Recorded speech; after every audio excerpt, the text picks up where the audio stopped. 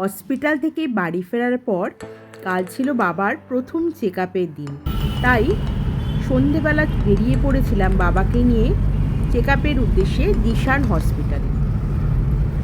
নির্দিষ্ট সময়ে আমরা পৌঁছে গেলাম। তারপর কিছু প্রসিডিওর কমপ্লিট করার পর ডাক্তারবাবু বাবাকে দেখলেন ভালো করে এবং দেখে চেক আপ করে 3 মাসের জন্য ওষুধ লিখে দিলেন, বেশ কিছু ওষুধপত্র চেঞ্জও করে দিলেন। প্রসঙ্গত বলে রাখি, আমার বাবা বেশ কিছুদিন অসুস্থ ছিলেন এবং হসপিটালাইজডও ছিলেন। কাজেই আমাদের একটা ভীষণ টানাপোড়েন গেছে। তাই জন্য ডাক্তার দেখাবার পর বাবাকে খানিকটা মন ভালো করার জন্য চলে গিয়েছিলাম দক্ষিণ কলকাতার প্রাণকেন্দ্র গড়িয়াহাটে। গড়িয়াহাট মানে আলো ঝলমলে রাস্তা, এক রাস আনন্দ, সব সময় লোকজনের ভিড়। বাবা তো বাড়ি থেকে বেরোতে পারে না, কারণ বাবার পায়ে খুবই সমস্যা, আর খাওয়া দাওয়াতেও এখন প্রচুর রেস্ট্রিকশন হয়ে গেছে।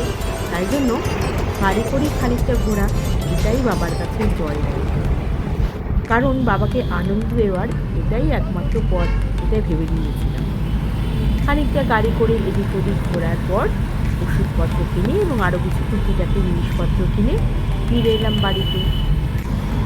এটা হচ্ছে রুবি মোড়। রুবি মোড়টা দেখেছো? কি সুন্দর।